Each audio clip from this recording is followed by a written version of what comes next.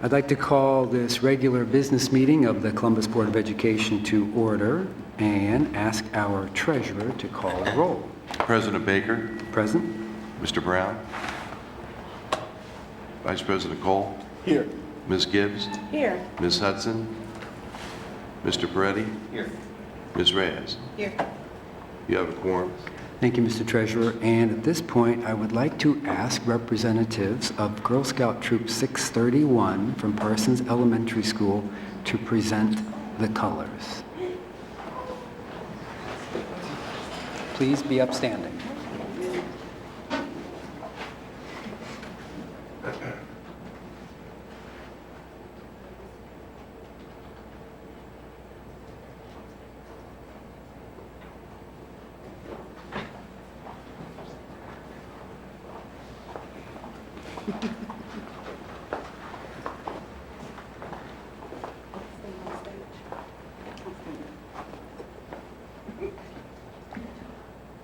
And I would like to ask them to lead us in the Pledge of Allegiance.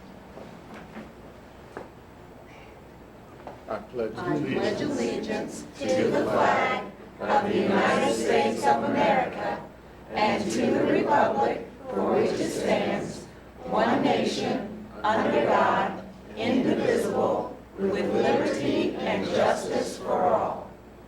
Please remain standing for the Girl Scout promise. On my honor, I will try to serve God and my country, to help people at all times, and to live by the Girl Scout law.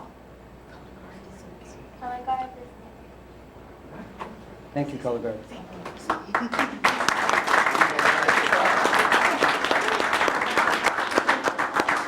You may be seated. I like that God part. Yes, indeed. All right. This is part of our recognition of Women's History Month. I want to thank Troop Leader Michelle Caesar, a 3rd and 4th grade teacher at Parsons Elementary School, and Miss Donna Hughes, representing the Girl Scouts of Ohio, Heartland Council, and invite them to the podium to introduce our student visitors and to say a few words. Please approach the podium, Troop Leader Caesar and Miss Hughes. Good evening.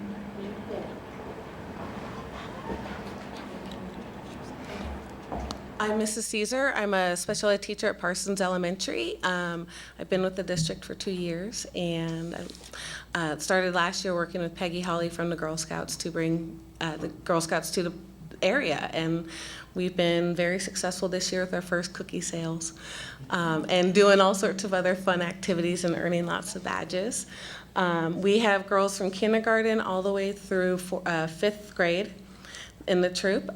Tonight we have Zelda, who is, can you stand up? Zelda Caesar, she's in kindergarten, she's a Daisy. And then we have Casey Hill, she's in 3rd grade, and she's a Brownie. And Kaylin Hayes is in 2nd grade at Parsons, and she's a Brownie as well. So we have Daisies, Brownies, and juniors at our school.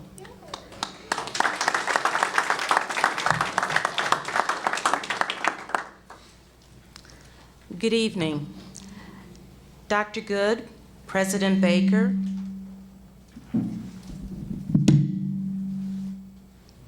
and members of the Columbus City School Board of Education, and also members of the community.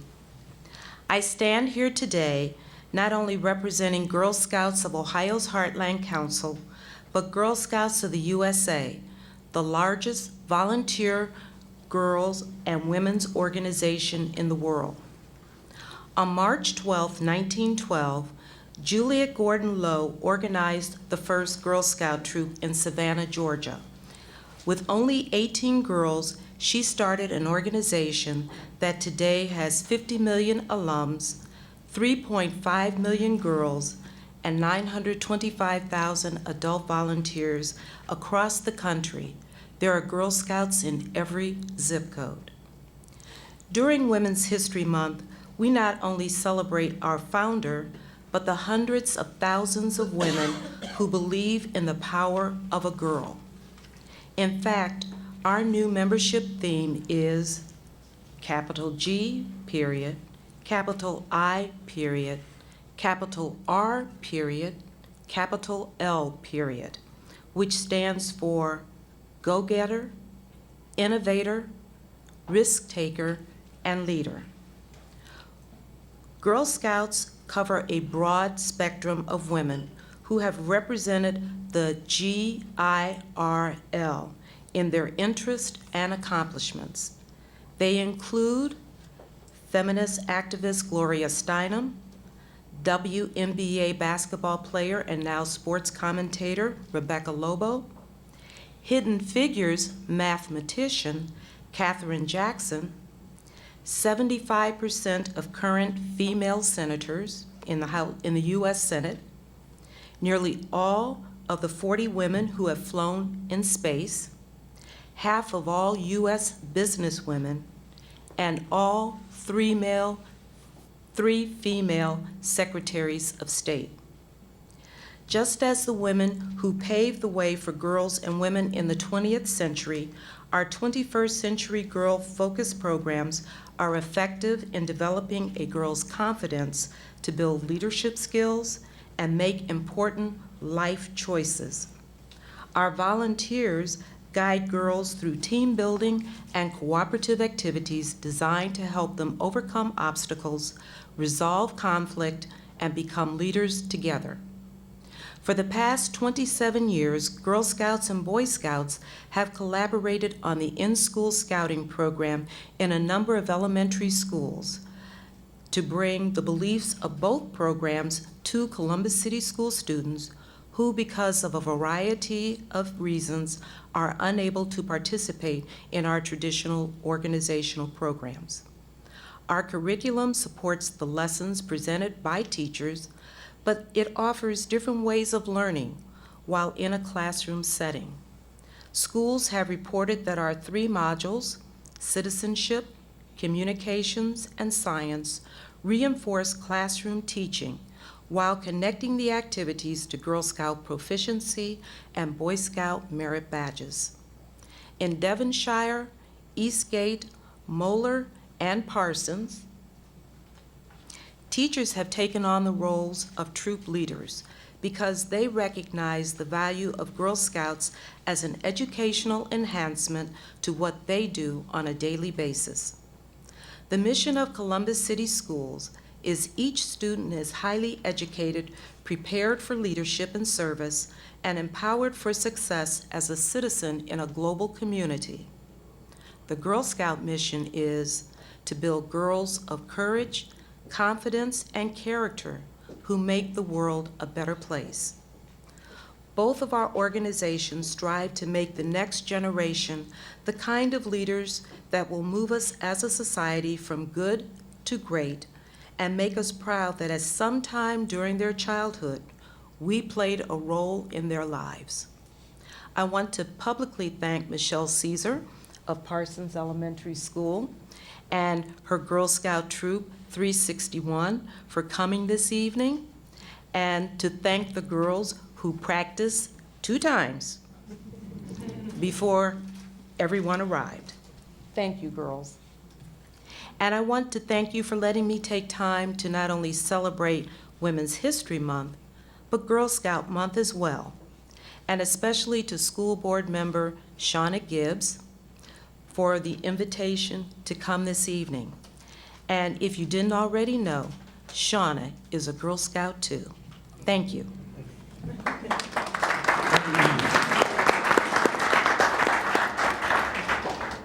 Thank you very much. And Board Member Gibbs, I believe you have something you'd like to share.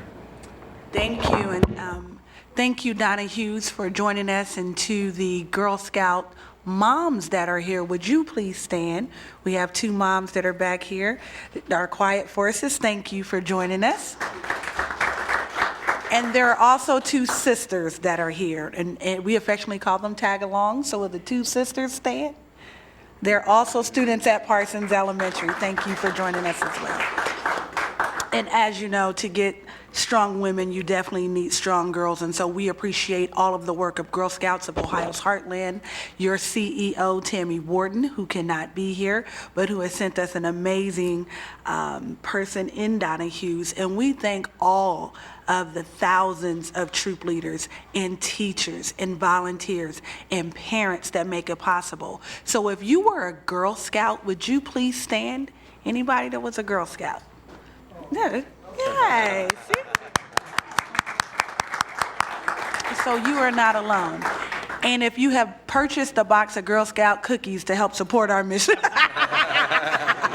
yeah, you can please stand. Everybody wave your hand, yes. So we thank you. So Donna, if you and the young ladies would come forward, we would like to present a certificate of excellence honoring you for your ongoing support of Columbus City Schools staff and students and continuing to build girls of courage, confidence, and character. Thank you so much.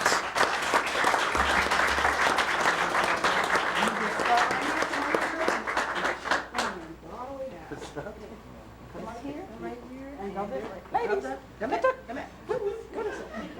Shake his hand. Shake his hand. Let's pose for a picture. Thank you so much. Thank you. Thank you very much. Well, you want to pose? Where do you want? Actually, I'll stand here and we'll come back to the crowd to the back. Okay, come on in front of us, ladies. Right in there. Look at the camera. You're the star, he's never here.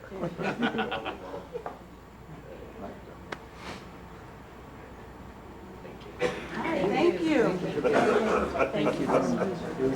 There you go, leadership, that's leadership.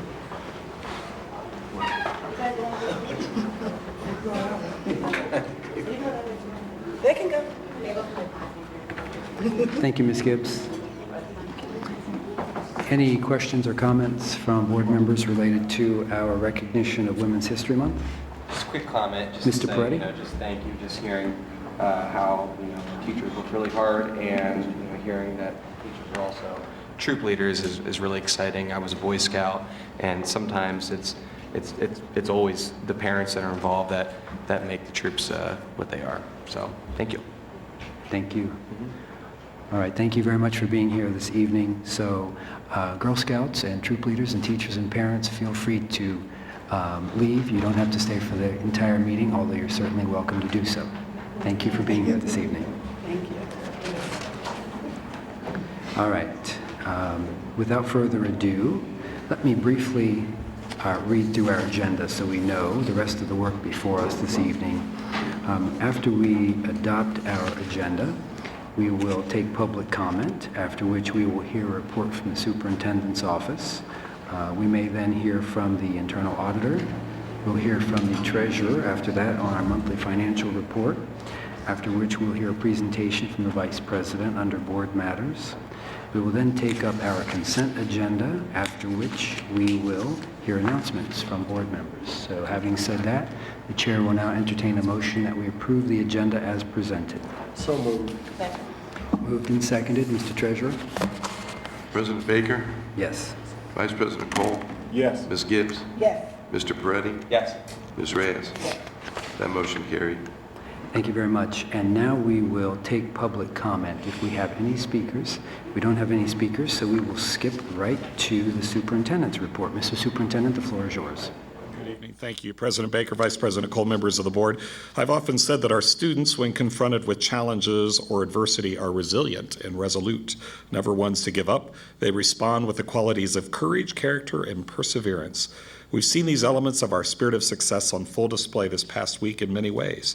This morning, all of our juniors put their mental stamina and strength to the test, quite literally, with our district-wide proctoring of the ACT college entrance exam. As you know, this is the first year that the test is required and paid for by the state. I believe we will have many students who, in years past, might have not taken the test, surprise themselves with their scores, and have new thoughts about post-secondary opportunities. Next, our middle school scholars confronted the challenges of hunger, violence, bullying, anger management, and self-esteem, all part of the 12th annual Service Above Self Middle School Fair. With support from our partners at the Columbus Rotary, these fairs are a celebration of the power in each person, no matter their age, to make a difference in the world around them. As part of these Service Above Self projects, the students contribute more than 1,500 service hours to their school and community. And listening to these 13 and 14-year-old young women and men share their experience and put the needs of others ahead of their own in service to a larger goal, one couldn't help but be inspired. That same inspiration will repeat, I believe, at the high school Service Above Self Fair set for May. At least one of our high schools has already been recognized for the significant contributions its young people are making to the greater common good. Last week, Independence High School was presented with the George Meany Youth Service Award, named after the former president of the National AFL-CIO labor movement. During the awards ceremony, the students and staff at Independence were recognized for creating a school-wide culture of public service. So congratulations to the 76ers. And of course, congratulations go to our scholar athletes who confronted their challenges on the basketball court. We celebrate our Lady Nubians of Columbus Afrocentric Early College, who once again made it to the Final Four. And though the journey was stopped just short, we're still very, very proud of their season. And on Thursday of this week, we will be cheering on our Warrior Boys of Eastmoor Academy, who are also back in the Final Four. That game is at the Schottenstein Center, and it begins at 10:45 a.m. on Thursday. So on the basketball court, in the classroom, and in service to others, every challenge our students successfully confront serves to strengthen their will, their confidence, and their ability to conquer future obstacles. And that serves as my segue to the next presentation I offer to the board tonight. And that's a closer look at the new requirements for graduation that begin with the class of 2018. I'm going to ask our secondary curriculum coordinator, our supervisor, Cherie Wells, to come forward to share with the board insight on this transition to multiple options for earning a high school diploma, aimed at giving students more flexibility for success in school and in preparing for their future after high school. Ms. Wells? Thank you. Good evening, President Baker, Vice President Cole, Dr. Good, Treasurer Bohoric, members of the board and the community. Thank you so much for having me today. I am proud to be in front of you to share some exciting changes on behalf of our state. This is a very condensed and much drier version of what we present to our community, of which I would definitely like to invite you to attend our next couple of meetings. We have 2 meetings coming up for our families and our community. One is Thursday, March 29th at Mifflin High School at 6 o'clock, and the other will be on April 1st, Saturday, at Columbus Downtown High School at 9. So please feel free to join us for a more in-depth and engaging version of this information. Okay, so tonight I'll be presenting again the information about Ohio's new graduation requirements. The information that I'll present to you is specific to the classes of 2018 and beyond. However, all of our students, including our current seniors and grads-to-be, may take advantage of the options that I'll be presenting tonight. Okay, the first disclaimer is this: as with anything new, all the information that is being presented tonight is subject to change. So this information is based on what we know as of right now. The major difference to graduation requirements are the testing options.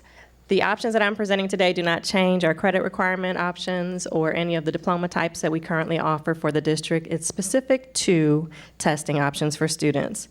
No longer are students tied to the Ohio graduation test. That 10th grade test by subject is gone for our class of 2018 and beyond, and is replaced now with 3 different options. Now students have the option of showing that they are college and career ready by way of the Ohio State tests, college and career readiness test, or industry credential and workforce readiness test, of which I will go into more detail. Okay, the first option that many of us have heard about and are somewhat familiar with are the Ohio State test, also known as AIR test, or end of course exams. With this first option, all of our students may demonstrate that they are college or career ready by showing that they have mastered standards by courses.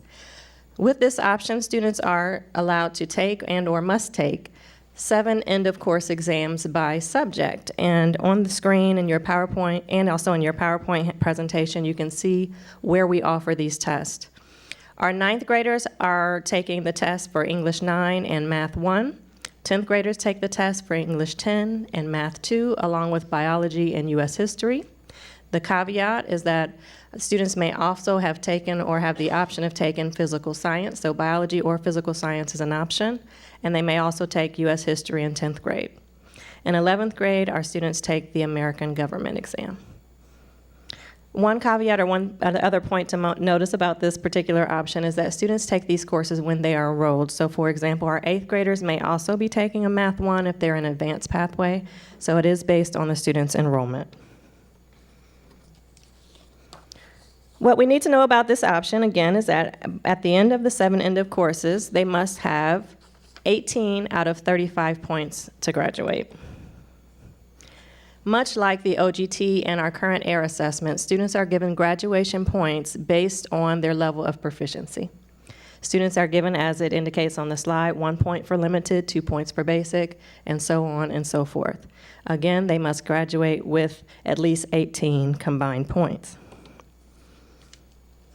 The benefit of this option, the beauty of this option, is that students who are high achieving in different subject areas have the potential to show that mastery. So for our students who are good in English and language arts, they may get 5 points in the English 9 test and 5 points in English 10 test, and will have more than half of the points needed for graduation. So it's a wonderful opportunity for our students in terms of flexibility. There is always a catch. The catch is that students must have minimum scores by subject area. So students must, along with having the 18 points, earn 4 points of the combined English test in English, 4 points of the combined math test in math, and a total of 6 points, and it probably would be easy if I go back to this slide, a total of 6 points between all of the science and social studies. So between the biology, U.S. history, and American government, they must earn a total of combined 6 points. Do they get a point for understanding all of this? They should. Yeah, They should. There are a lot of choices, and it is very confusing. That's why we encourage people to come, and I will talk about the resources we have to help students, because it is quite confusing.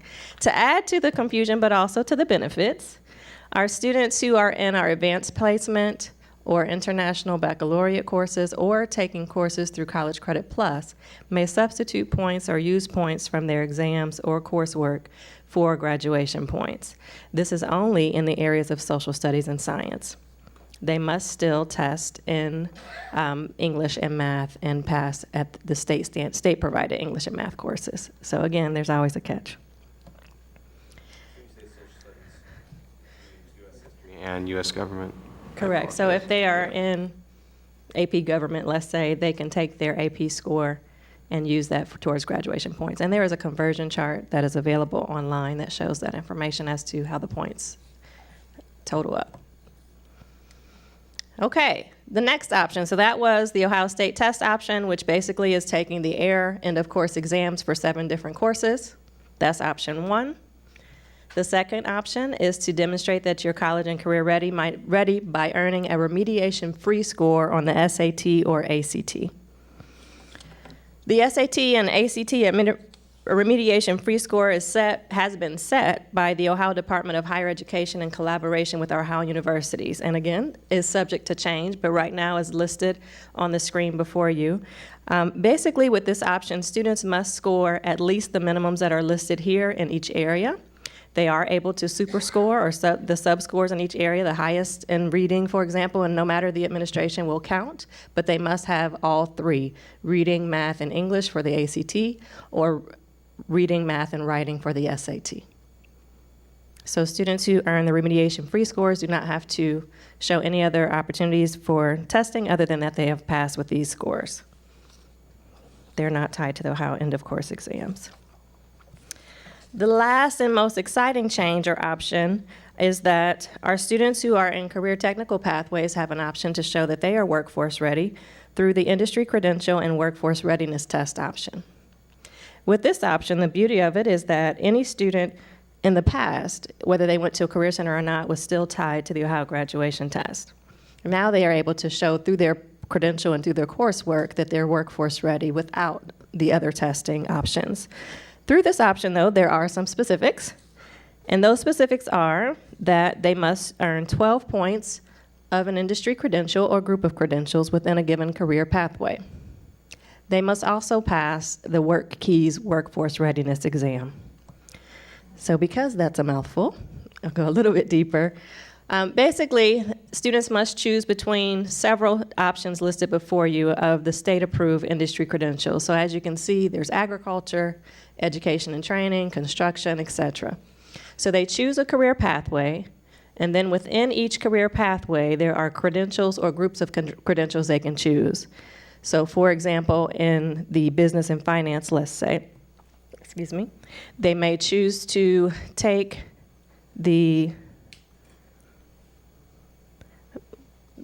for the business and finance pathway, they may choose to take Microsoft Office and Microsoft Excel and get certification in those areas and earn 12 points. So they can choose which credentials they would like to choose for a combination of 12 points. So once they choose their career pathway, they choose the credentials within that pathway that they want to choose, and then they must also take the Work Keys exam. The Work Keys exam measures reading, applied mathematics, and whether they're able to locate information. And on that, they must score a 13. To better understand all of the options that I just went over with you, you have a folder that has some of our resources in it. The first resource that we provide is basically the information I just gave, which is a brochure, a quick kind of at-a-glance document that gives all of the options along with links for information. All of the information is found on our website. The other documents in your folder are actually the graduation planner. All of our parents and counselors and students are expected to have the graduation planner. The graduation planner is the number one resource for our parents to document the students' credits and also to document what tests they're pursuing and what diploma and credit types they're pursuing, diploma and certification types they're pursuing. The other two documents you have, one is for seniors and one is for all students, and this document is an overview of both the credit requirements along with the test exam options that I just gave you, along with the honors diploma criteria, which is on the back. And all of this information is also a part of our state report card, so we want to make sure people are aware of those options. And the last and one of the other most important documents to make sense of everything I just presented is on your left-hand side of your folder, and that is the scorecard. This is a scorecard that basically helps our families document and keep track of the points that they're earning towards graduation, regardless of the test that they're choosing. So it highlights the expectations for each testing option. It provides a space for them to document and track their scores and additional information about what the requirements are. Okay? Thank you, Ms. Wells. You're very welcome. Thank you for shedding some more light on a very complex topic, and I hope you're ready for the questions that are about to come. And for at you. questions, I invite my wonderful colleagues, Peggy Cleary from Career Tech and Dr. Keith Harris from Assessment and Testing to help answer any questions that you might have. All right, so if we might get started with questions. Mr. Vice President, I think you were first. Yes, thank you, Mr. President. Thank you so much, Ms. Wells, for this wonderful presentation. You are absolutely correct, both you and the superintendent. This is quite confusing. It is. I have just a few. The first is the traditional way that this worked is that the points that were earned by students were accrued in units.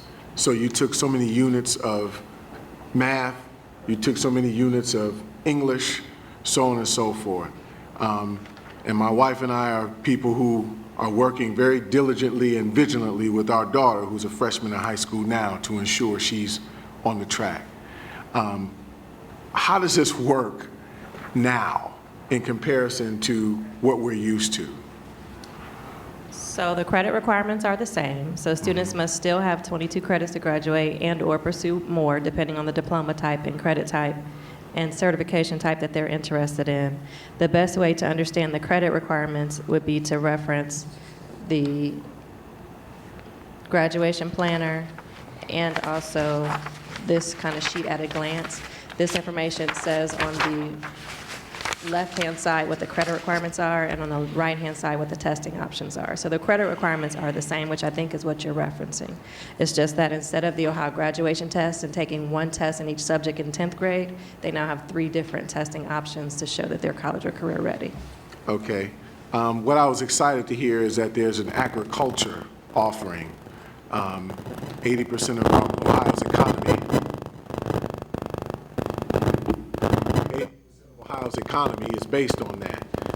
How are we prepared to offer or administer curriculum around agricultural science?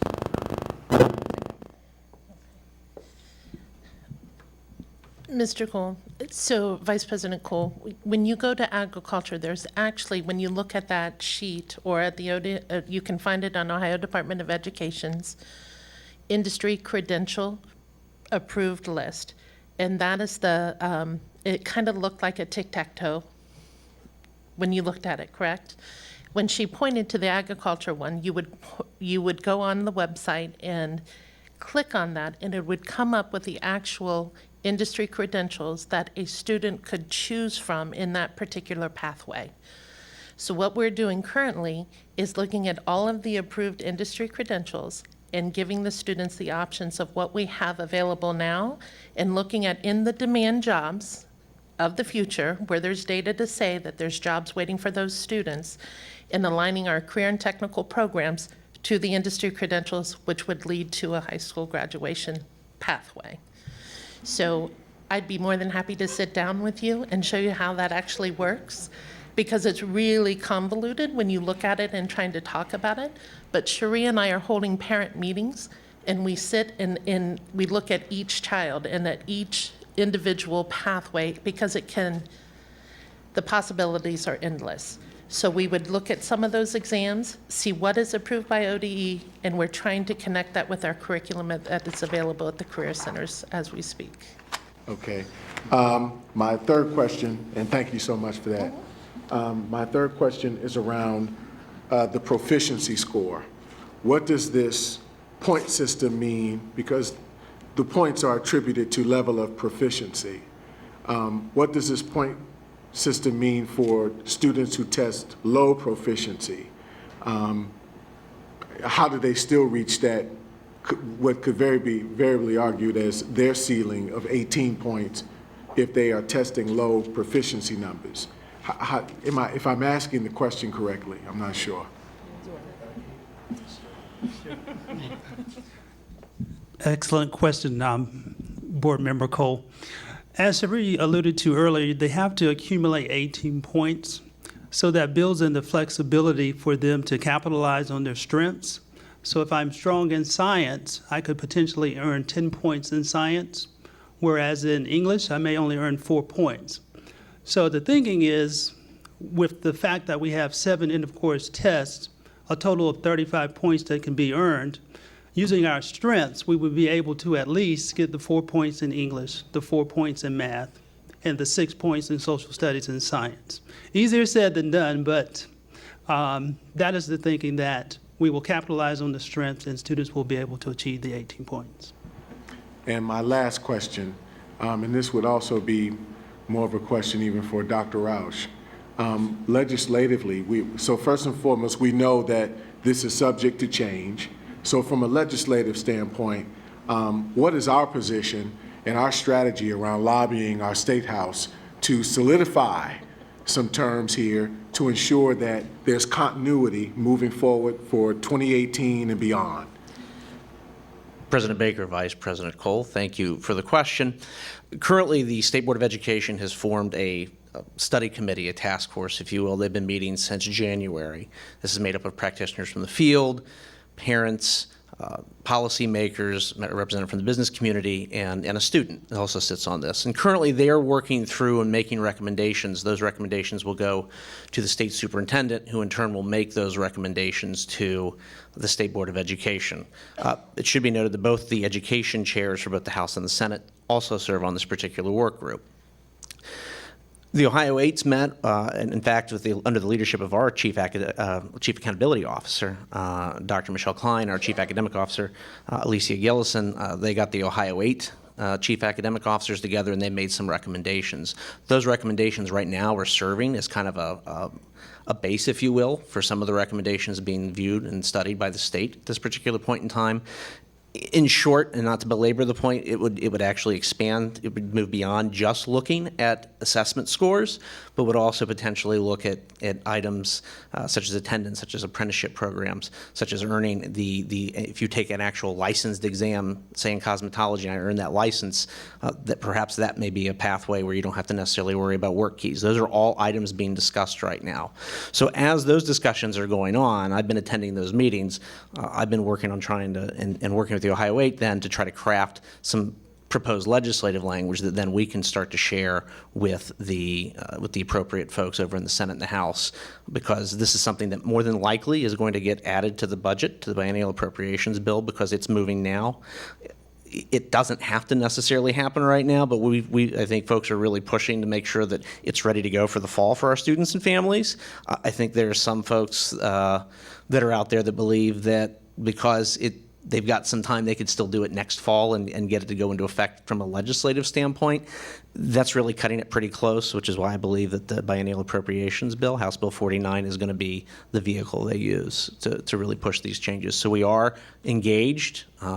We actually, I think, have taken a leadership role in this particular area, and I think this is an exciting time because there seems to be momentum building around that particular work group as far as looking beyond just a test score. Thank you. I'm glad to hear that it's broad-reaching, practically it's very practical, it's comprehensive, but also aggressive. Thank you. Thank you. And Mr. Superintendent? Well, we actually have a Columbus City School counselor that serves on that committee at the table. So. Very good. Mr. Peretti, I believe you were next. Two questions. Will this affect the way that our district report cards are put together?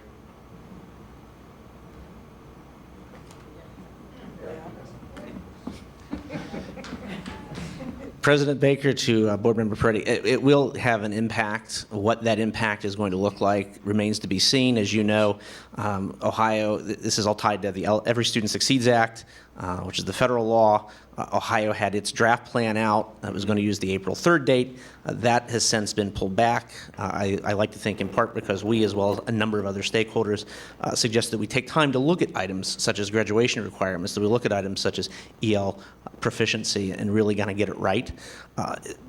What you saw in that draft plan was largely kind of the continuation of the current report card system. And so what you have both under ESSA and what you have going forward, it's going to have an impact. What that is yet, it's going to depend upon what comes out of this assessment system. And then how does this testing overlap with our EL students and our special needs students? Is it the same for them as well? I'll let Dr. Harris. Yes. Board Member Peretti, it is, those students are a part of the testing. EL students are required to participate. However, those who have not been in the country for 2 years, the results are not counted into the report card. Special ed students, it is an IEP decision. They still can take the test if they are functioning at the level that would be appropriate. But if not, there are other avenues for them to demonstrate that they are competent on the standards. Thank you. Board Member Gibbs? Yes, thank you. Thank you for this presentation. We were able to go in depth a bit in the Innovation and Reform Committee, and I'm so glad you were able to present it here for the board. It brings me to a few questions about some of the tools that we have. So if we know the ACT or the SAT standardized tests are going to be part of the equation, what are we doing to help support those students? How are we, and just in total, work keys, ACT, industry credential, what are we doing to support it and to provide that extra help? President Baker, Board Member Gibbs, thank you for that question. In general, there are several aspects and approaches that we're taking to support our students. And one is which we have highly promoted the use of the Ohio Means Jobs website. On the Ohio Means Jobs website, there are several resources and tools that include the Practice ACT and the Practice Work Keys exams. Within the curriculum department, we are also looking to develop courses moving forward for ACT test prep, along with just general understanding of content and retaking for our students relative to the general and of course exams. And so as a curriculum department, we're looking at resource development, and we're also, again, promoting the resources that the state has provided. Okay, because we know the ACT and SAT and many of the standard tests are proven, hands down, culturally biased. So how are we going to help those students? Because before this, people pay for private ACT and SAT tutoring just to specifically help get higher scores on that test. But we know that from a cultural standpoint, the language, the vocabulary, we know that there has been historically a disparity among minority students. What do we have plans in terms of that? I mean, I know we can go to the website, but for those who may not do that, what do we have that to help those students, especially moving forward until they change it again, to help those students specifically work on those tests?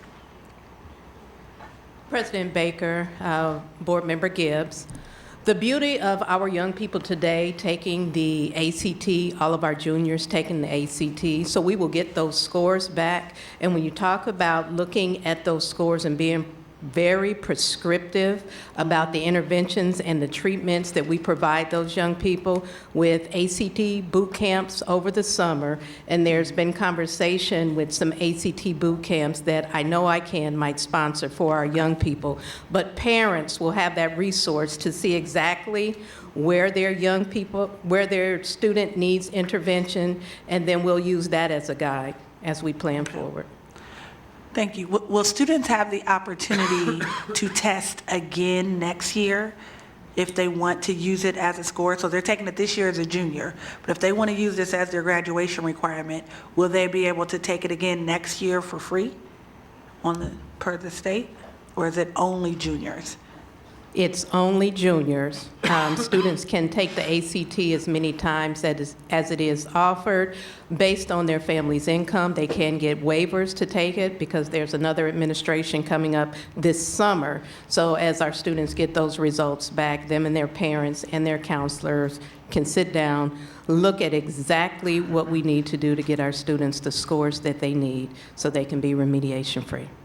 Thank you, Ms. Gillison. I appreciate that. I have one last question for you.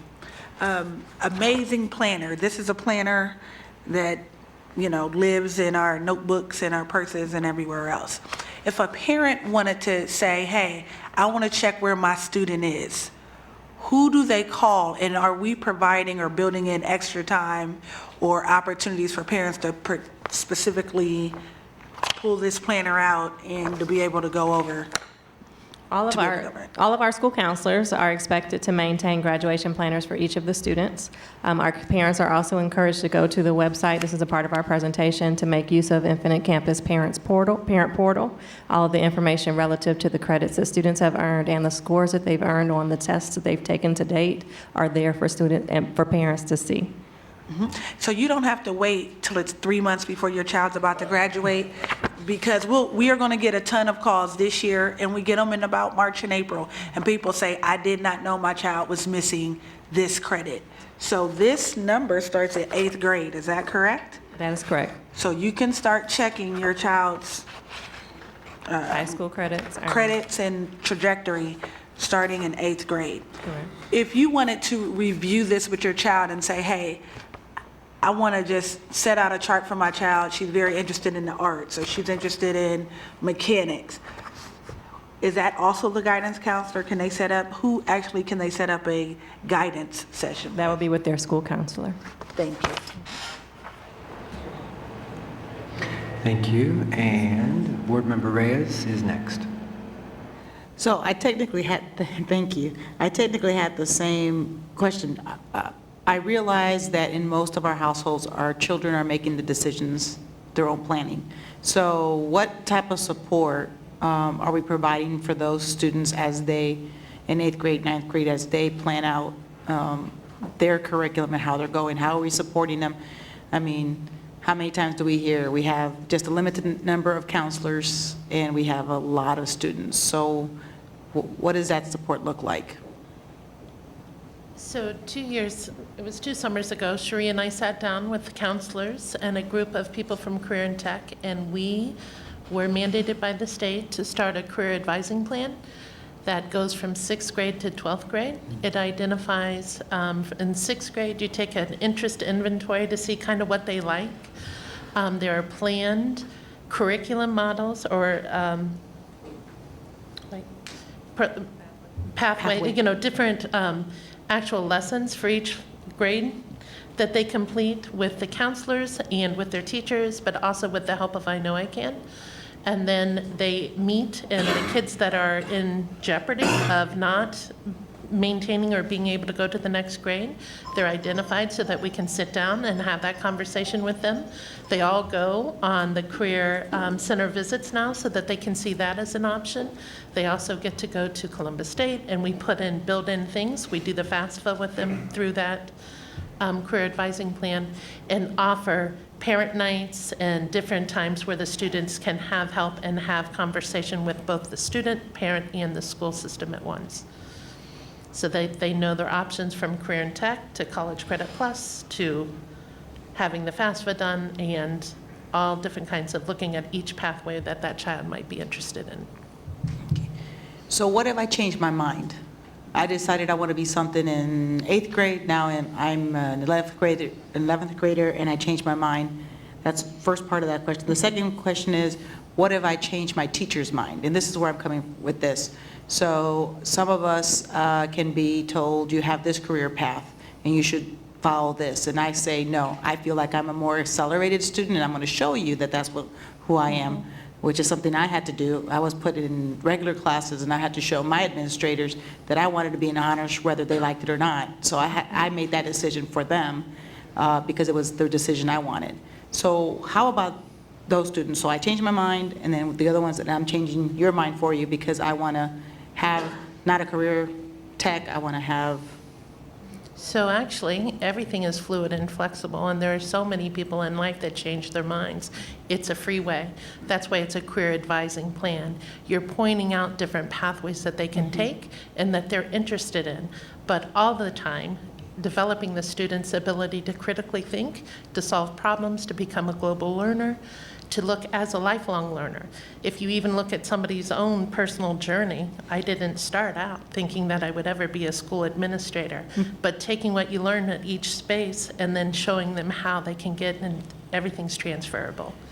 So with that career advising plan, that gives them the option to be able to see everything and all the options, because I don't think, and I think something else that's very important, whether it's career tech, the majority of those kids do go on. So it's showing them a pathway to get to next. So they might get a cosmetology license, but they could go on and get an MBA. But it's something to help them pay for their college along the way. And I think I heard earlier in one of the responses is we're really concentrating on a student's strengths, so they're able to kind of play with the scores of whether you get a 2 or a 3 in one score and a 5 or a 5 in the other score. So I appreciate the ability to play to your strengths. My concern is if one of those strengths is maybe in one of the major subjects. So when I have conversations with college administrators, one of their concerns is some of our children need to go back and get some remedial assistance with some of the scores.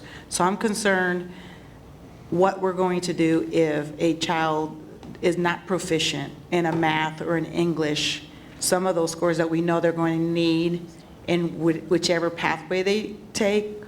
Are we going to pay attention to that? And when we find that out, how are we assisting them to raise that score? Because I would be concerned if somebody in our district is not proficient in some of the core subjects.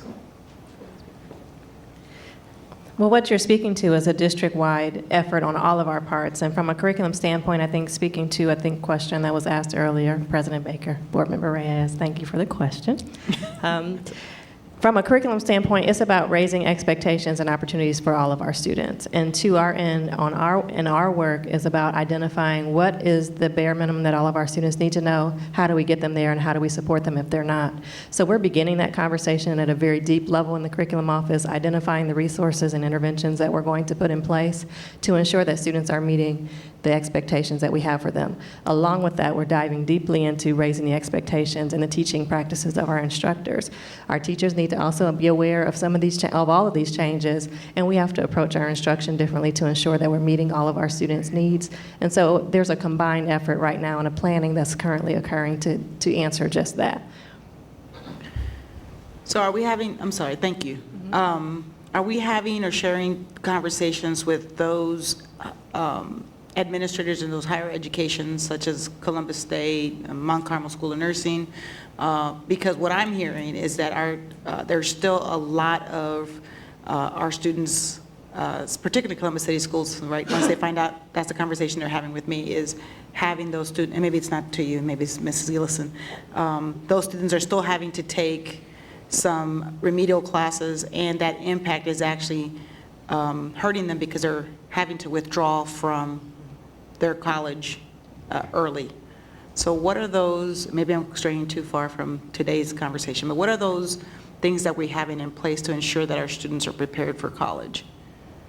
Thank you for that question, President Baker, Board Member Reyes. There have been conversations, and we're continuously conversing with our higher education partners. As a matter of fact, there was a meeting today with Dean Ackerberg from The Ohio State University, constant conversations with Columbus State Community College on what we can do, but as Cherie had mentioned, we are raising the expectation. That is for the student, that is for the teacher, that is for the administrator, but the critical linchpin in all of this is for the parent as well. I just wanted to turn your attention to this graduation planner. As you see, there are 4 copies of this graduation planner. So the student gets a copy of this planner, the counselor keeps a copy of this planner, and the parent gets a copy of this planner. And to Board Member Gibbs, as she was asking a question earlier, if you have not seen your student's graduation planner, ask for it, because it should be on file at the school. So parents have to help us move the pendulum for academic achievement for all of our students. And last question, can you share the dates for your presentations? And yes, I'm hoping they're going to be available in different areas of the city. They have been. This will be the 4th of 5. The next 2 meetings are March 29th at 6:00 p.m. at Mifflin High School. And that one is a general overview of understanding the graduation requirements. Saturday, April 1st, will be held at Columbus Downtown High School, and that is an overview of understanding the graduation requirements along with an industry credentials fair. And at that particular event, we'll have industry partners along with our CCS Career Tech and Columbus State to be able to share information specifically for those who are interested in the industry credential pathway. And are we sending communications to all our parents about that? We have done phone dialers, and the information is also posted on the web, as well as flyers were sent home with the most recent report cards. And postcards. Oh, thank you. Postcards for we also sent out postcards for the seniors that are on track to graduate but are still missing 1 or more parts of the OGT. So specifically to have a room for those students and their parents to be able to answer some questions. Thank you. Vice President? Thank you, Mr. President. I just have an additional question relative to the budget. Are there any projected, are there any thoughts or preparation for cost projections in the budget that we might have to increase in supplemental services to be able to accommodate any additional, I think you used the word chief academic officer treatments or interventions for our students to prepare them for this piece here? We would propose to the board to plan to consider, as we mentioned, the intervention resources that we're going to need to increase students' readiness skills, specifically in literacy, along with looking at our career tech pathways. There will be some incurred costs relative to career tech, particularly as we look to provide pathways within each of our school buildings. And last but not least, additional costs relative to ACT and SAT preparation. We're looking at distributing these resources very equitably Of course. throughout the district. Yes, and along with I say that summer. very deliberately. Yes, very purposefully, ensuring that all of our, across the district, everyone is supported equitably. In addition to that, I would also add that we're looking to expand our summer school offerings as well to have our students have a head start, particularly our current seniors and our juniors. Thank you so much. Very much. Can you take me back to the slide where it breaks down the point system for limited to advanced? I want to make sure, I had a similar question to Board Member Reyes about, we're talking about students leading with strengths. So when we're talking about students who have a number of weaknesses in some of these areas, without this being a very bad algebra problem, you know, the road to 35 or the road to 18, is there a scenario where our students are limited in these core areas and still graduate? I guess that would be my challenge. Or is this number configured in a way that all of our students must at least be proficient to graduate? Or is there a combination where they can be limited in 2 or so areas and still graduate? He said he'll chip in. So the beauty of it is with the minimums, the 4 points, for example, across both of the English tests, they can score a 1, for example, and a 3 to get that minimum. So there are provisions for students to be able to meet the requirements and still not necessarily perform at the highest levels. The beauty of having 3 different options as well is that this is not the only option, and students may also pursue, for example, the industry credential. And Peggy, this is the first time I think she hasn't mentioned that we were the first in the state of Ohio to have a student graduate just this past summer through the industry credential option. And it was a student who had a 504 and had a lot of difficulties with mastering a traditional standardized test. So these options do provide a lot of opportunity for our students. Board Member Gibbs, I would just also add too, as we do the remediation piece, we also have the opportunity, we haven't mentioned that, students can do retakes. So students who have less than a 5 on an end of course test can do a retake. So if they had a 1, they could come back, take the test again, and improve that score, hopefully. If I understand your question correctly, the answer is yes. That there could be minimal proficiency demonstrated and still earn the points required to graduate. That's one of the objections we've raised into the committee. It's also in one of the plan frameworks that we submitted, and this group participated in developing that and working with the Ohio 8 because we were concerned about that lowest common denominator versus something that inspired everyone to achieve their true potential. So my concern is, the beauty is flexibility, and I get that, but this also represents a lower standard than what we've had. Before, you had to pass all these tests at this number, and this showed proficiency. And we are now about to go to, well, you can be lower on this and higher on this and still get to the number, which is fine, but we're acknowledging we're going to graduate students who aren't at a level that's competitive, and they're not at a level where they'll be able to, they still might need to make that up. This is not Columbus City School scores. This is the state of Ohio. Let's make that commercial again. We did not pick this system, but I'm also very concerned about this being lower than what the traditional Columbus City School standard is. So It really isn't. And so the key will be in setting your bookmark. You can get up to 5 points for each test, remember. So right now, you know you can be proficient, accelerated, what is it on the old one? Yeah, so it depends on where those scores are set, the cut scores for what it takes to get that 1 or that 2 or that 3 or that 4. So no, in fact, they've guarded quite carefully against dumbing down the requirements, so it does not do that. The concern, though, again, is do you work toward achieving your full potential, or are you just working to achieve the number of points you need to graduate? But again, you're not going to be able to graduate even with that minimum number of points without having the same level, and actually it'll be greater levels of proficiency that are in our current graduation standards. Is that correct, Keith? In the current OGT, that's right. So it all depends on where they set those 1s, 2s, 3s, 4s, and 5s. Okay. It's a great concern, though. It's one we had as well. And so, to that point, have they established the cut scores? Are they gonna, or they just kind of make it up as they go along? Or, I mean, do we know when we'll get those scores? And maybe Dr. Roush, does any of the legislation speaks to how frequently it can change, or how long it will be in place? Can they change this in the next 2 years? So I'll let my colleagues answer some of the more test-specific questions, but to President Baker and to Board Member Gibbs, it could change annually, and in fact, it has changed. Part of the difficulties that we're seeing right now in the current assessment system is the fact that the students who will graduate in 2018 started with PARCC. We've moved from PARCC to AIR.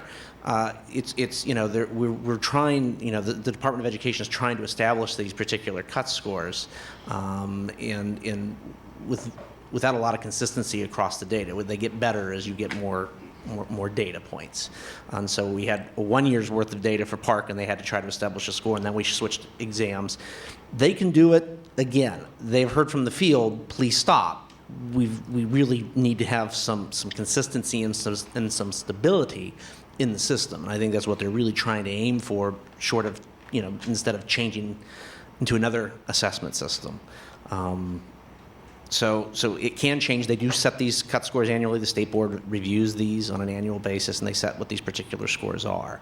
I'll let Dr. Harris or anybody else feel that they need to add in to what I said, but it is something that's reviewed annually. I just have one additional question. We had an alternative pathway to graduate, so if you did not meet these OGT scores, if you had ... attendance 90% in that classroom recommendation, will we still be able to offer that? And if so, what would that look like? Thank you for that question, President Baker, Board Member Gibbs. Earlier, Dr. Roush talked about the recommendation that we have in with the state, and it is going to look at alternative pathways. Like, for instance, our students have to complete 120 hours, internship credit hours. That should equate to something when we start thinking about soft skills and those skills that we want our young people to have. So think positively. When you think about attendance, when you think about those soft skills and what you get from your internship opportunities.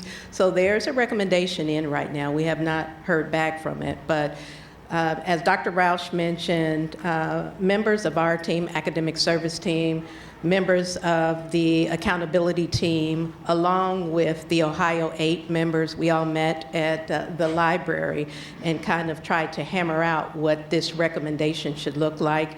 And there's still conversation going on today. We haven't had a definitive answer yet, but we have put forth our best effort. Thank you. Superintendent? If I may, I would just offer too, we always seem to have such a very grim view of the State Department of Education, but I think the state board's willingness to convene a committee to review this, and possibly even if the requirements stay static, to plan for a transition over time to ramp up to those requirements, and that the state has now withdrawn their submission for ESSA to allow for additional time for stakeholder input before the September deadline. They're signs that, to me, that they're being more collaborative, which was a commitment from some of the new state board members and certainly the new state superintendent of public instruction. So I think there are some positive signs as well. And I will say, this team has been absolutely incredible, as you can see. My heart goes out to very small districts that don't have the benefit of the kind of expertise we have, not only standing at the podium and seated in our academic chief seat, but across the district contributing to this plan. Thank you. Thank you. Ms. Gibbs, you have one final question? Yeah, just a final comment. This is one of the most important presentations we've had, and this is one of the most important things that we do. after 12 years, being able to ensure that our students have gained all of the knowledge and the resources and the tools they need to not just prove to us, but to show that they can graduate and make it in the world. And so graduation is a 12-year labor of love. So thank you for all of your advocacy. And I know this is, we do a lot of things, but this is the crowning achievement and the crowning moment is when they walk across the stage and when they receive their diplomas. So thank you so much. I echo you in that work. And I hope you come back to us often, as I know it starts off one way, but when that final budget is passed, it may look quite differently. And recognizing we talk about the Ohio 8, but we're 8 of only 600 school districts. And so we by far are not the majority of who they tune to. And so making sure that our voices are heard is still incredible. So thank you for that. Thank you. So Ms. Wells and Pegeen, Cleary Potts, Dr. Harris, Ms. Gillis, and Dr. Roush, thank you all very much. And everyone else who worked on this, very impressed with your work and look forward to your continued advocacy on behalf of our students. Mr. Superintendent, anything else? Thank you very much. All right, seeing no other questions on that, Madam Internal Auditor, have you anything to share with us this evening? President Baker, I do not have a report for this evening. Thank you. And Mr. Treasurer, that means the floor is yours. Thank you very much, Mr. President. Members of the board, hopefully there will be a report that comes up here on the screen here in a minute. Yes, this is my baritone voice tonight. Monthly financial report for the month ending February 28th. The revenues are above plan. Expenditures for the 8th month in a row, pretty much consistently all year long, have been running under plan. When we look at the actual variances year to date for this month, revenues are 5.9 million above plan, which is about plus 1%. Expenditures are about 5 million under plan and about minus 1% to plan. At the FAC meeting last Thursday, we spent some time talking about the property tax collections. The first half collection period has now closed, and settlement was actually received in March. That's where you even up on everything, and you can actually see how much has been collected based upon what we estimate to have come in that first half collection. We figured it was going to come in about $25 million over our estimated amount of $230 million in the plan for this collection period due to the new levy. The actual results were plus 29 million, so we were very close in that estimate. They came in this collection period at 259 million versus 230 million that we had put in the plan. Earlier this fiscal year, we had experienced about a 6 million variance positive favorable in the what's called second half tax collections, but it's the first half of our fiscal year when we received 194 million in that settlement versus 188 in the plan. So next month, a little spoiler alert, you're going to see that the actual variance year to date now for property taxes will be in the plus 35 million range, the vast majority of that being the result of the new levy being collected. State revenues declined to just about 268,000 over plan, or within 0.1% of our plan. And there were no other significant variances in both other operating or non-operating revenues. Breaking it down by category, showing you the year-to-date results, all very close to plan. And then you can see here one of the topics that we have is, since we used last year as a predictor of the flows for this year, we watch this and see how close did it come in. This is pretty good, not quite as good as the expenditures side, but this is a pretty good indicator, and we go through and explain these variances month to month. We look on the expenditure side. Personnel climbed about $2 million further over plan to 7.7 million over plan. It continues to track to end the year about 16 million over our plan. I remember we talked about the 27th pay issue. And this pace is unchanged from what we've seen in the past few months, so this is no surprise. On the non-personnel side, We moved about $1.5 million closer to plan, and it's now running $7.1 million under plan. At the meeting, we spent a fair amount of time talking about trying to dig down into those variances and see if there's a behavioral explanation or if it was just errors of the estimate. I'm tending to err on this. I'm point to errors of our estimate rather than behavioral changes, but we'll continue to look at that as the months goes by. Community schools, that variance has moved from under plan to over plan as expected. We see the number from Ohio Department of Education is still under what we've appropriated for the year, and so we expect this line variances and come in about $2 million under plan. This should turn around then as the months go by. On the non-operating side, there's been no change from the previous month. Breaking it down into the various categories, again, everything's very close to plan. We'll look at the month-to-month activity. Again, last year has been a pretty good predictor of the pattern, but as I said, in non-personnel, we're running fairly well under plan. So again, we'll keep an eye on that. Of course, it's always better to end up that way than the other way around. So in closing, revenues are over plan year to date slightly, and expenditures are under plan slightly. During the committee meeting, we did not get any further into discussions about state revenues because that's going to be part of the 5-year forecast discussion that's coming up.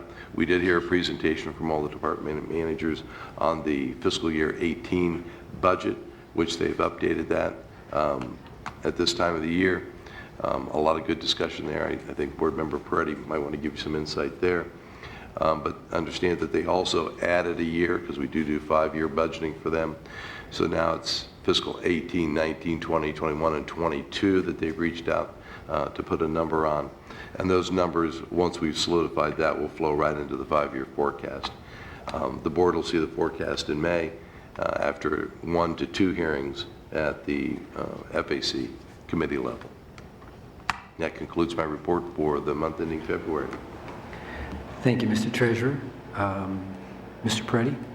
Yeah, I just want to echo what Stan, Treasurer Bohoric had stated. You know, this is a process that's been evolving over the last few years, and really want to thank, you know, Scott and Stan and all the administrative staff that were able to take a process that at one point for the non-personnel budget took a few days to go through some of the internal hearings. It has now gotten to a point where it's now taken a matter of hours, and you saw that on that end preparing for this piece, and as it's advanced through the years, as well as how we hear it on the Finance Committee. I believe last budget time we had to come back for a few pieces of the non-personnel at a separate day. So it's just a fantastic process, and it's really becoming streamlined. And thanks to the staff's work and Scott's work and Stan's work, people know what to do and what to expect in their budgets. So couldn't be prouder of them. So thank you very much. Very good. Any other questions or comments on the Treasurer's report? Board Member Gibbs? Yes, thank you for that report. And I see we're doing well with our forecasting. Just as a forward note, as we're getting ready for the 5-year forecast, I'm reading or hearing that we may have some colleges and universities to withdraw from the College Credit Plus program. And just wondering if any of those costs change and those costs that are appropriated to us would change. Just asking when we get to that portion of the forecast that you provide us some insight about how well we'll be able to sustain that program should those costs fluctuate. I'm not sure how it's traveling through the legislature and how it's that bill is moving, but if that program moves, I'm not saying you could speak to it now or not now, but just from the financial standpoint, how would that impact us? And after we've heard this graduation presentation, how will that track be able to be sustained if those costs move? Mr. Superintendent? Thank you, President Baker, to Board Member Gibbs, and I'll ask Dr. Roush if he'd come to the podium too to tell you what we're doing in the legislature about this. But you may recall that DeVry, because they had a more favorable rate, opted not to do the College Credit Plus in the past, and now you're seeing other universities, post-secondary institutions follow suit. And that would be to a benefit of Columbus City Schools because obviously if we can field a lower rate per credit hour for our students to earn those post-secondary credits, we'd be interested in doing that. And so it would be favorable to our forecast ultimately in the legislature. And we will bring back that report as we see where the universities land around that. Our bigger concern is the mandatory minimum. In President Baker. Come on up. I'm sorry, Nope, go ahead. Here, and I didn't see her back there. I'm sorry, Tanya. No problem. Your baby? I didn't bring that to the podium with me quite yet. Thank you. President Baker and Vice President Cole, we have received information for next school year about some of those partners that plan to exit the College Credit Plus program. And what we're looking at, as our superintendent mentioned, is that we can work with our university partners to get a lower per credit hour cost. So if those institutions will offer pathways that will help kind of fit the needs for our students, more than likely we'll come out in a better situation, very similar to the agreements that we worked out with like DeVry University. So the alternative is the concern Eric will address. So, President Baker to Board Member Gibbs, part of this is around the discussions we're having around the biennial appropriations bill, and some of the private schools have opted or are starting to opt out. I think what we're going to continue to see, and we're working, I know that OSBA is working, some of our other partners, what you get is to get the give and take, and you get that kind of pull. The institutions of higher education want one thing, the school districts certainly have their concerns, and so I think right now what we're doing is trying to make sure that we relay what those concerns are and try to propose some workable solutions that I think hopefully will get us to a good middle place that will do what's best for our students. And so we are having those conversations currently. Okay. Thank you. Thank you. Thank you. Thank you. Yes, Mr. Vice President. Thank you. Just one comment, one question. Thank you so much, Treasurer Bohoric, and also again, Scott out there, Mr. Gooding, for the work that you guys are doing in our budget maintenance and operations around those. You alluded to the idea, you presented the idea in your report that we're doing a pretty good job in recovering our tax dollars. Am I stating that correctly? I'm not sure what you mean by recovering our tax dollars. By getting those revenues and making sure that we have those revenues coming in continually on a regular basis, if I'm asking that question correctly. So we've seen some increasing gains throughout the months in terms of recovering, in terms of getting our tax revenues in. Am I asking this question correctly? Well, the increases that we have seen were directly related to the levying of the new tax. The fact that we are, what we estimated in first half collections of this year was just a historical understanding of how taxes are collected, and we get X% the first half and a different percentage the second half. So my explanation this evening was that we figured it was going to be about 25 million more. This collection period, it actually came in at 29. That wasn't through any extra effort on our part. That's simply how everybody paid their taxes. Okay. Thank you. Sure. Thank you very much for that clarification. I just wanted to Mr. note Peretti. that, as we go through this process, as we go through this non-personnel budget, it's all online. It's available to the public. They have a way to look at it, comment, ask questions, and get a response. That way, just wanted to add that as well. Thank you. All right. Mr. Superintendent. Could I add as well, and I don't mean to gush about faculty and staff, but for those that attended those Finance Advisory Committee presentations, that was actually the second presentation. We had hearings the Friday before internally, but I think you can see how far they've grown under the leadership of Stan and Scott, and even just having Tanya come up and Eric, you can see that even though we're spread thin, we're quite lean and mighty in terms of influencing outcomes both at the legislature and also understanding the implications and how we roll that out to Columbus City Schools. I think it's a stellar night, really, for the faculty and staff and all the efforts they've put forward. And this is the time of year we begin to see that. So, Absolutely. So if there's nothing else from or for the treasurer, we'll move on to board matters, and I'll call on Vice President Cole for his report. Thank you, Mr. President. If we can get that presentation up.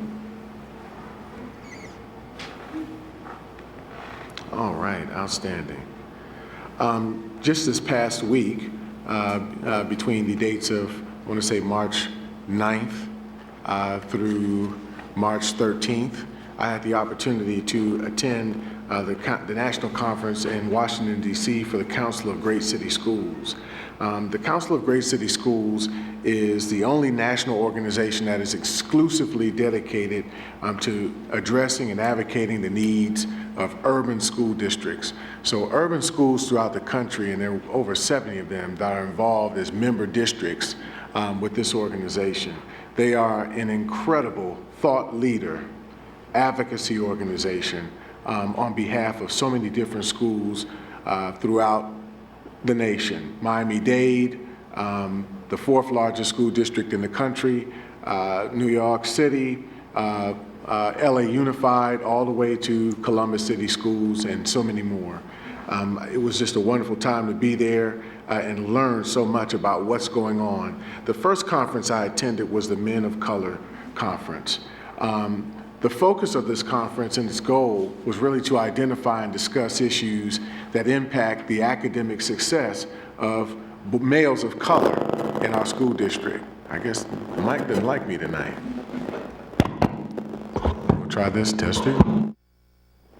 All right. Okay, well, we'll get it right. Get around patient. And I can project too. So, additionally, it was the aim was also to share information around best practices or apply solutions that address key performance indicators. Key performance indicators for our kids would be issues or matters around behavior, around academic barriers that impact kids getting pathways to professions or industry credentials or graduation. It also was an opportunity to do some actual work and convene work sessions. So again, I always reiterate every time I speak about, the conferences that we attend, the level of work that goes not only into their preparation, but into our involvement while we're there. This is not party time. This is really can't see in the morning till can't see at night work. We had the opportunity to convene in groups with school districts from all over the country and discuss for a report for the fall conference what the issues are that are occurring in our district and what exactly we've been doing to address those issues. So in the fall conference that'll be held in Cleveland, Ohio, we have the opportunity to get that report. I see Ms. Donaldson smiling. She's like Cleveland. We get the opportunity to really see what's happening nationally with our boys of color. Next slide. The legislative conference was even more interesting. We had the opportunity to hear what the organization's national agenda is and where their priorities are. They're around first and foremost, and many of us know that we're in a very precarious time. While there, we had the opportunity to hear Secretary DeVos. She actually came and addressed the council and quite eloquently spoke about what President Trump's administration is focused on in terms of trying to empower public education here in the country. But what the council has been very clear on is irrespective of where our indifferences might exist, we're really trying to find the opportunity here to leverage the bipartisan respect and support that we have in Congress, but also develop and cultivate relationship with this administration. We do not want to be off the radar, it is not something that would be advantageous for our membership and for the life and vitality of the districts that are members within the council. So they want to make sure that we build on relationships. Secondly, that we focus vehemently on budget and regulation, particularly around title funding. Title I is the big one. Some of the things that come out of that, ESSA and any number of things that support opportunities for our children to thrive. We've made very good and smart, wise use. I've had the opportunity to share the great things that we've done with other school districts with regards to how we've implemented title funding here in this district through local partnerships that made school work all the more better within our four walls and without our four walls.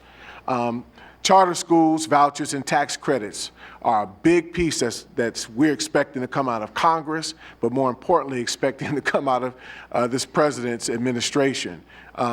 This organization is incredibly on board with making sure that we preserve the strengths of traditional public schools above and beyond the charters and others. And there are other state trend issues as well. And, you know, throughout this presentation, I'm going to have Dr. Roush address some of those matters as well.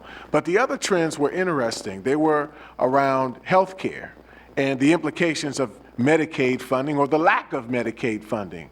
Why is this important to Columbus City Schools or other traditional public schools? Well, specifically for us, we have a 90% plus free and reduced lunch population of students who may very well qualify and do qualify for Medicaid, may very well be getting some of those services in our district sites and partnerships with other healthcare providers. This is something that really can impact our children and our family either positively or negatively. So we want to make sure, again, that we're in line and step on a district for district basis in the council to advocate for these matters not being cut, these things not being taken off the board for our children. Next slide. There were some amazing things that I had the opportunity to see and learn while I was there. The first was a presentation that was done by Miami-Dade Schools. I was incredibly impressed with a mentoring program that they have called the 5,000 Male Role Models of Excellence. I'll make sure that I get that information. And, you know, they shared a link with us that I'll make sure that we distribute as well. This program was phenomenal. This program not only provided local supports with men from police, from fire, from any number of professions to get actively involved in the lives of young boys in this program, but it also made significant gains in minimizing incidents of behavior, helping transition these boys to being able to graduate into college, being able to graduate high school, being able to transition through the 8th grade. This program was absolutely phenomenal. And it was started by a former school board member who is actually now a congresswoman. Congresswoman Jackson, I believe is her name, and I'll get that name correct. But this program was phenomenal in the results, but also in the curriculum. It was something that really also created a spirit and I liken it, for those who can understand, to being in a fraternity.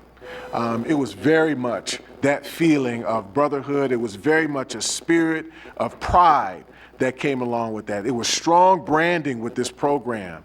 This program was looked at as very much a privilege. So you saw earlier today the Girl Scouts, and you heard how many folks belong to that organization and what its impact has been on the lives of our children and the adults who participate.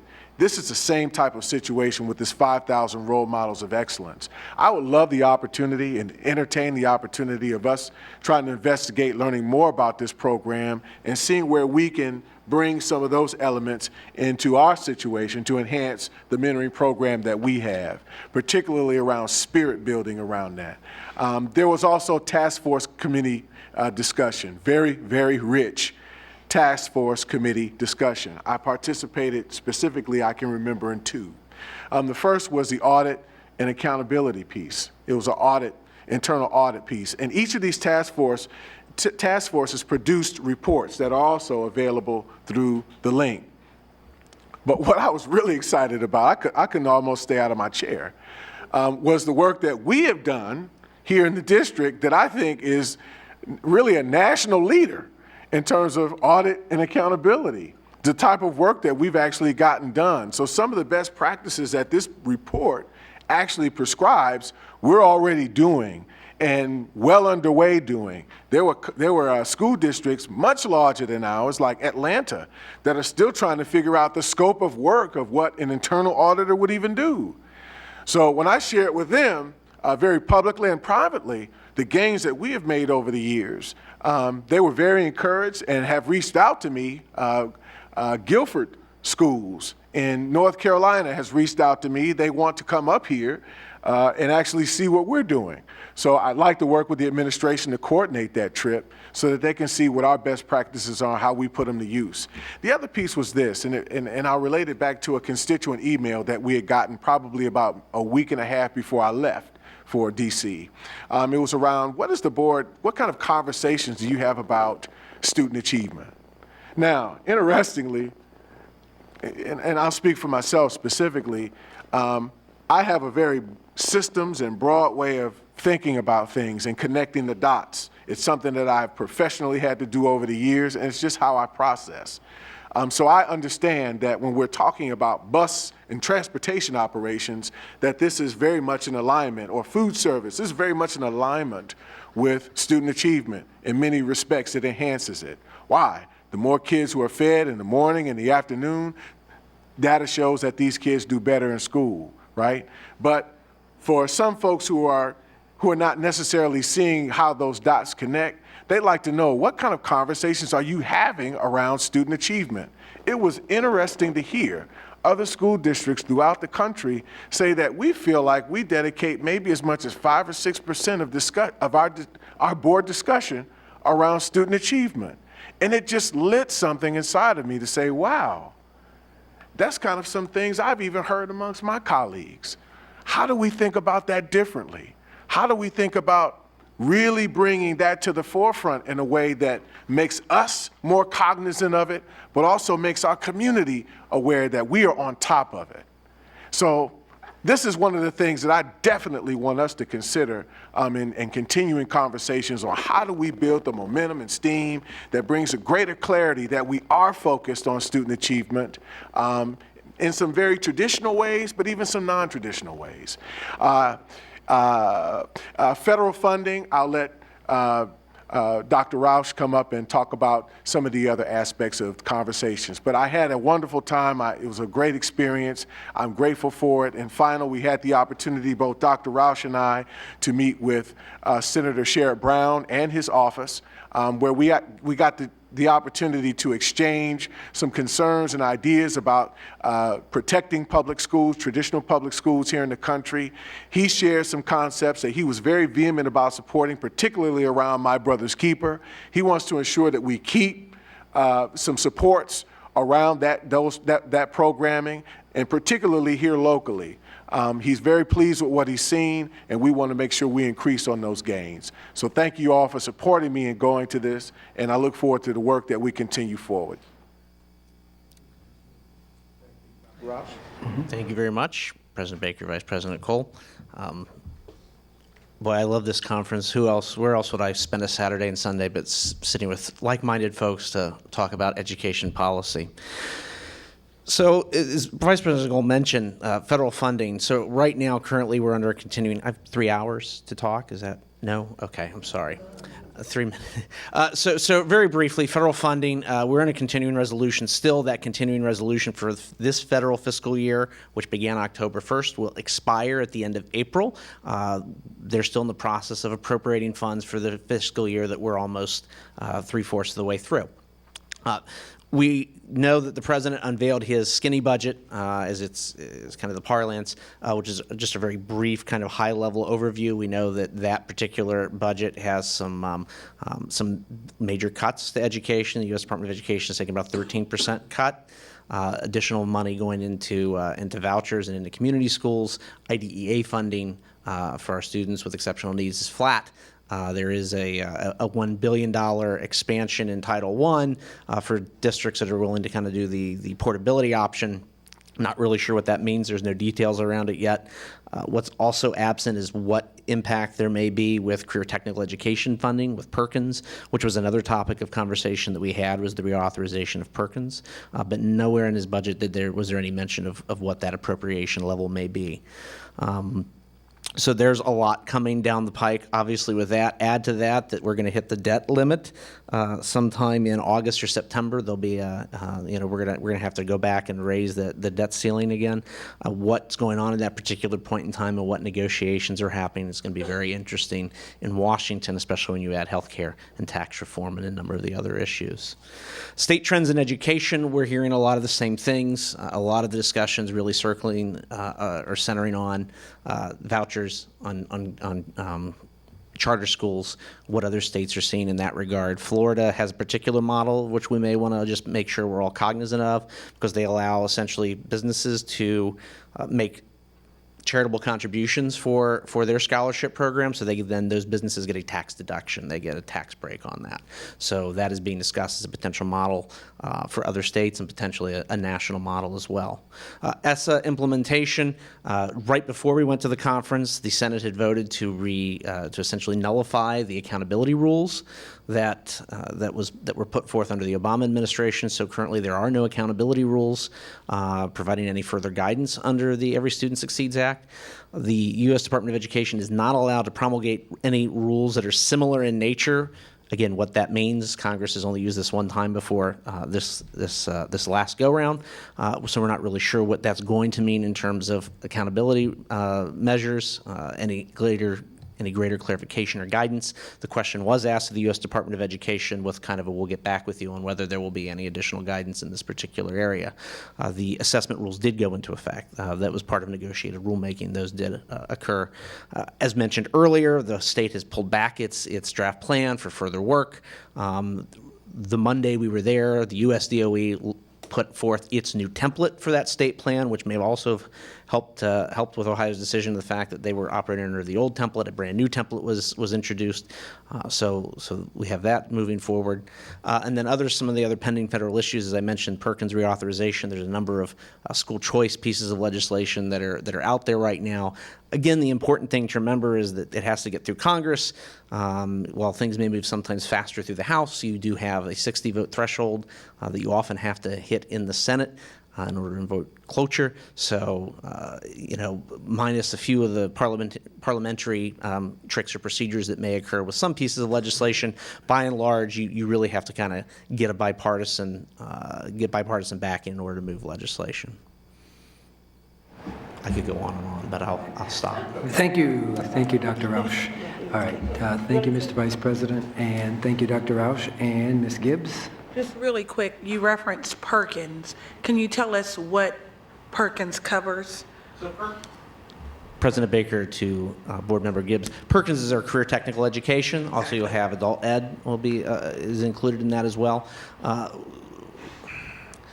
Last Congress, it came out of the House, 408 to 5 was the vote.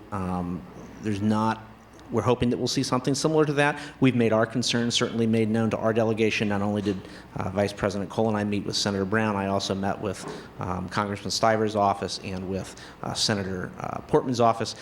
Due to the snow that hit Tuesday when I was meeting with staff, some of my appointments got canceled, but we've got a relationship with folks here locally as well as in D.C., so we're making sure that those concerns are noted as well. Right. I just wanted to make sure people understood that ESSA does not cover career and tech, and that career and technical under the Perkins Act still needs to be passed to ensure that we have the appropriate funding and resources for those programs. President Baker to Board Member Gibbs, that is correct. That needs to be reauthorized, and those spending levels need to be increased. Okay, thank you. Thank you very much, Dr. Rausch. We appreciate your addition to the presentation. All right, let's move on then to our consent agenda. One second. Ms. Gibbs? I got one more question. I'm sorry. Mr. Rausch, and I don't know if we still have pegging, really quick. If Perkins is not reauthorized, what does that do to our work we're doing in career and technical and us moving towards these work keys for a graduation requirement? President Baker to Board Member Gibbs, actually, the Perkins reauthorization, I think it expired back, and I want to say around 2006, maybe 2008. It's been expired for a while. The legislation continues to operate as long as there's appropriations. What doesn't change are the authorization levels or any kind of modifications or changes that we may want to see. By and large, it keeps moving along as it has. But they can't exceed that authorization threshold in terms of appropriations. This is one of the big items. And so our advocacy is not just to keep it in the continuing resolution, but to increase the funding, to finally deal with it and increase the funding so that our programs can expand and we can have the additional resources. President Baker to Board Member Gibbs, yes, it's to increase that authorization level, get additional funding for it. Some other technical pieces that are a part of that I won't bore you with at this particular point in time, but we are advocating on a couple of those technical items as well. Okay, thank you. As we see our legislators and everyone's getting ready to come home for break, we want to make sure if I catch them in a grocery store, I'm asking for the right thing. Keep it and increase it. Keep it, increase it, keep the formula. And keep the formula. Keep the formula. Okay, thank you. Thank you, President Baker. Thank you, Ms. Gibbs. All right. Now, let's move on, and the chair will now accept a motion that we accept our consent agenda as it's presented. So moved. Second. Moved and seconded. Are there discussion? Is there discussion from board members? Yes, Mr. Peretti. Discussion of our update to our facility management legislation, 15.1, the authorization to amend lease to Gruvio.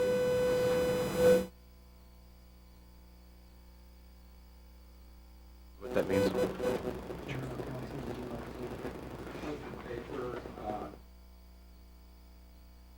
This legislation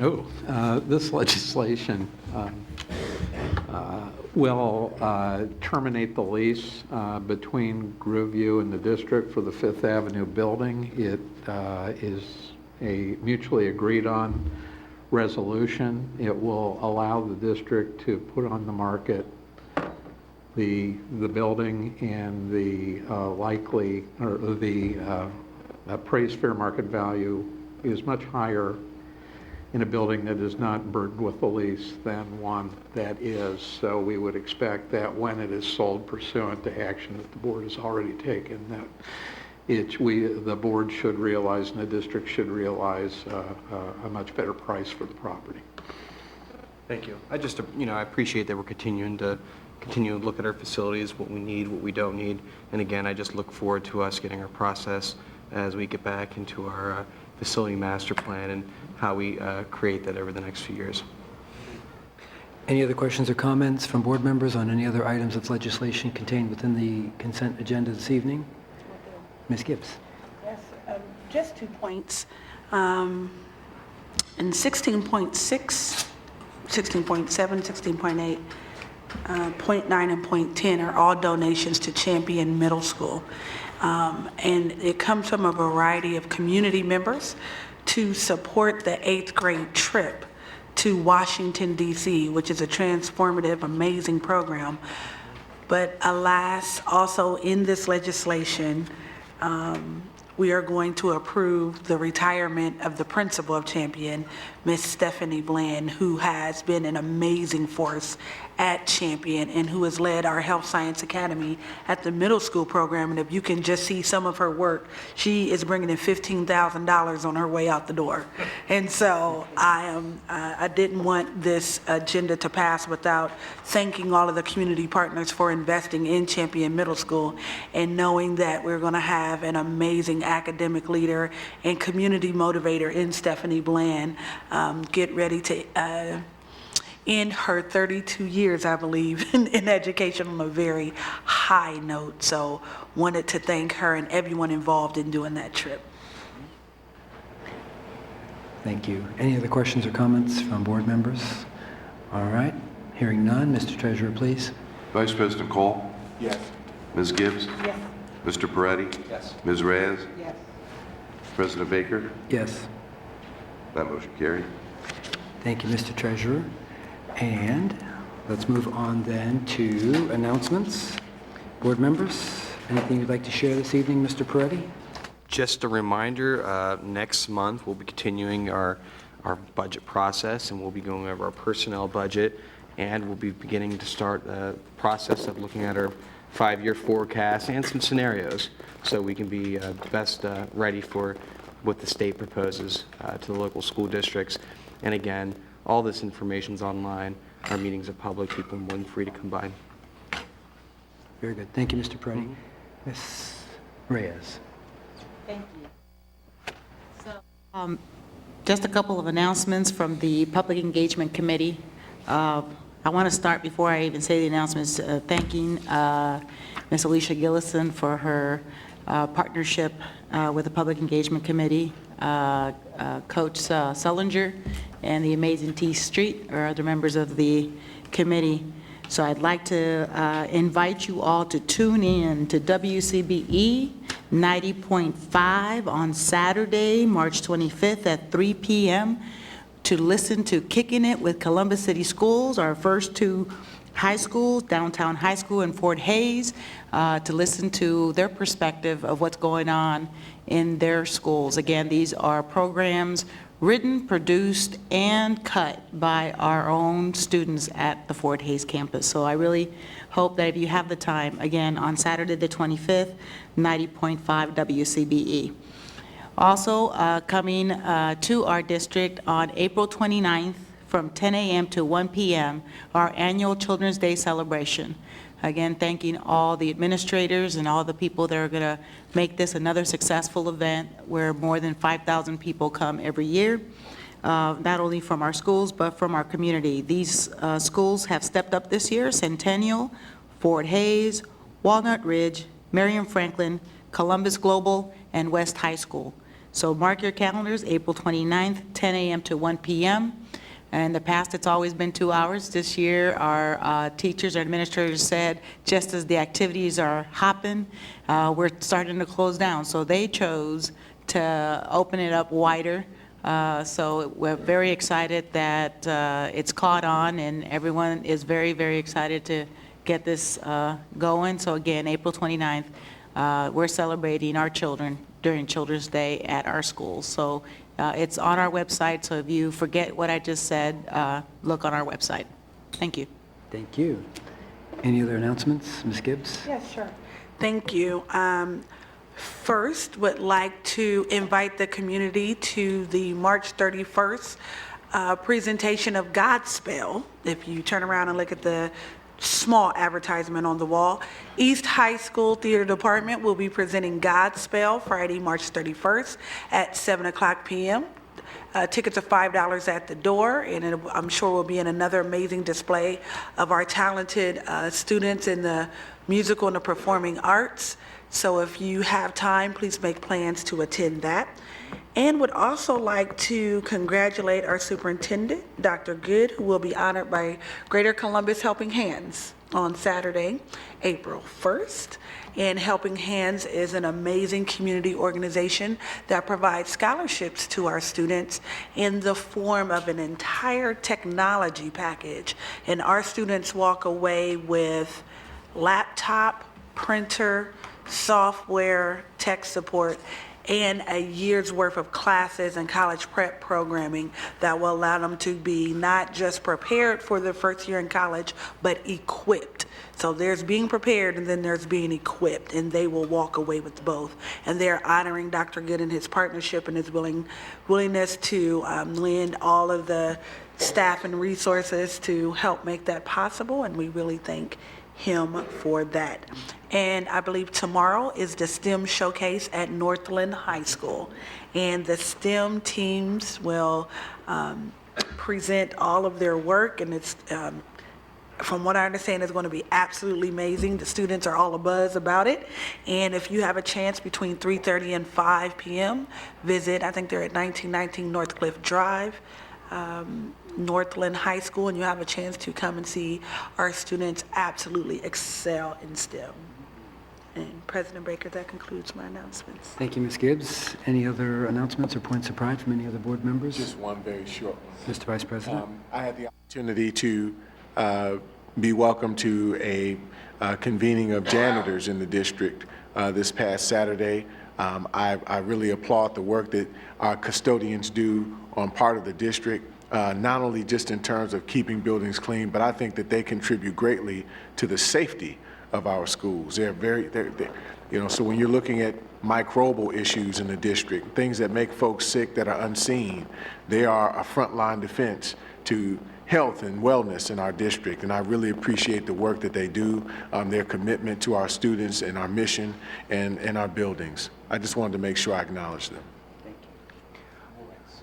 That comment gets passed along. Lawrence Barnett was here earlier. I don't know if he's still in the building or not, but we'll share that. Absolutely. Thank you. All right, if there is nothing else for the good of the order this evening, and if all hearts and minds are clear, the chair will entertain a motion that we adjourn the meeting. So moved. Moved and seconded. Mr. Treasurer? Ms. Gibbs? Yes. Mr. Peretti? Yes. Ms. Reyes? President Baker? Yes. Vice President Cole? Yes. That motion carried. We stand adjourned. Thank you. Have a good evening.